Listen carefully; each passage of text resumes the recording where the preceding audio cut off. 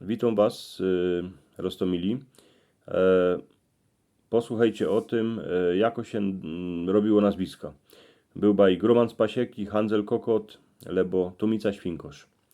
Jak się podziwocie kole siebie po dziedzinie, to chnet se przymniecie, że każdy jakosik mo na miano, a ku temu mianu mo jeszcze nazwisko, co dostał po fotrowi.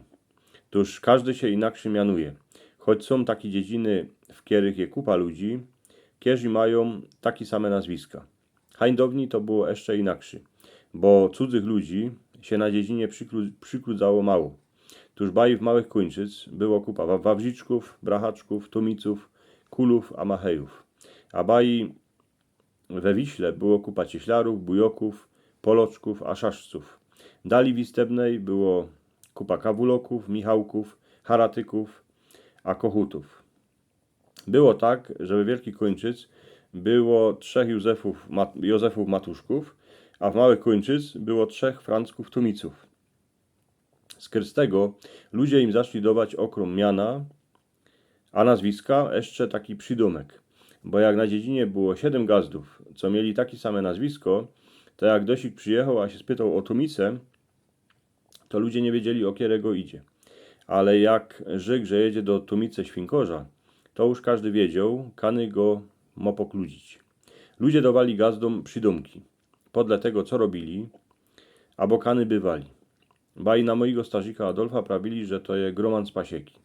A za lasem bywał Józef Handzel, na którego wszyscy prawili kokot.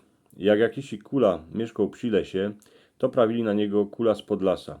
A na wawrziczka, co grał na trompecie, wszyscy prawili wawrziczek tralala. Machej, co mieszkał kole wielkucnej miedzy, to był Machej Miedzosz, a Pala mieszkał na kopcu, tu się na niego prawiło Pala z kopca, a i na ten kopiec się prawiło Palowy kopiec. Na chmiela wszyscy prawili chmiel ze ogrodników, a na moją ciotkę Malkę, że to je wiewiórka, bo se wzięła na Rudolfa wiewiórę. Machej z gruntu to był ten, co miał kupa gruntu, a Folten z Zarzyki mieszkał za Piotrówką. Jasiu Ślusarczyk z Młyna to był chłop, co bywał we starucnym młynie, we którym mleł obili na mułkę, jeszcze jego stazik, a brachaczek ze Sztreki się tak mianował, bo chałupę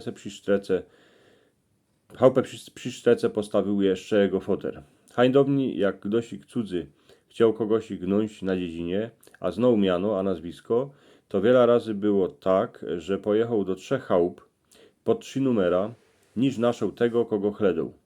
Do dzisiaj na dziedzinie gor starzy ludzie prawią, że tam hanej bywał ten a ten. No ale teraz po dziedzinach na ciesznickiej ziemi je kupa ludzi, co nie są stela. Tuż a i tych cudzych nazwisk je kupa. Fur jednako my tu stelocy siedziwomy po dziedzinie, kanyk do mieszko, jako ona miano, a na nazwisko.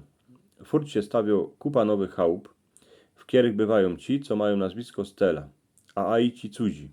Można ich worcem pomianować, ze Sztreki, z kopca albo z gruntu, bo jak baj wariot GPS zgubnie, to chnet będziemy wiedzieć, kany kogo na dziedzinie trzeba chledać.